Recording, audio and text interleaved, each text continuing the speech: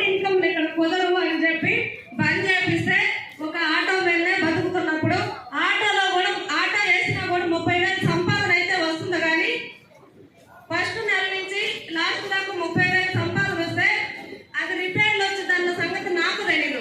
Auto field బాగానే ఉంటుంది అనుకున్నాను. కానీ 30 రోజులు వర్క్ చేస్తే లాస్ట్ లో ఏదన్నా నెలలో ఒక రోజు రిపేర్ వస్తే దానికే సగం డబ్బులు అయిపోయాయి.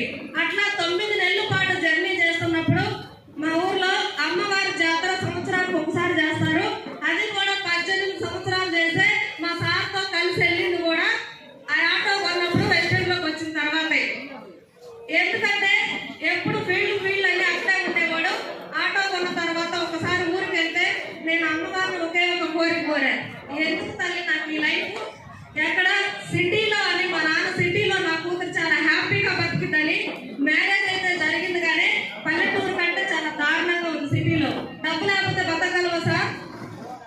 నేను ఎక్కడికి బయటకు వెళ్ళి పని చేయడానికి నాకేం తెలియదు. మా సార్ తెచ్చే సంపాదన సరిపోవటం లేదు. అలాంటి సిచ్యువేషన్ లో మళ్ళీ మేము తిరిగి ఊరి నుంచి వచ్చిన తర్వాత మళ్ళీ అదే పుట్టింటి ద్వారా వెస్టేజ్ పరిచయం అయింది. ఓన్లీ వెస్టేజ్ ఒక్కటే పరిచయం అవ్వకపోతే చేసేవాళ్ళము చేయకపోయేవాళ్ళము. మనందరం మధ్యలో ఉండే మన ఆరాధ్య దేవుడు ఎంఎస్ఆర్ గురువు గారిని కూడా పరిచయం చేయడం వల్ల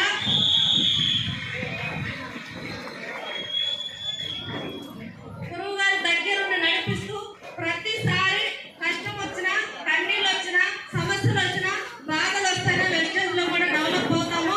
అట్లాంటివి వచ్చినప్పుడల్లా గురువు గారు నేనున్నాను ధైర్యం చెప్పడం వల్ల ఆ ధైర్యంతోనే ఇక్కడ దాకా రావడం జరిగింది సార్.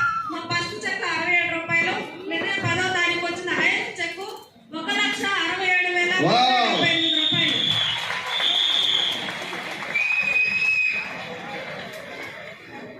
30,000 కూడా సంపాదించలేని లైఫ్ ఇది. మళ్ళా నా పుట్టింటి ద్వారా వచ్చింది. మళ్ళా ఒక్కసారి మా అన్నకి, మా వదిన గారికి కూడా చాలా థ్యాంక్స్ చెప్పుకుంటున్నాను. Thank you so much sir. Thank you. ఎంత చెక్కు?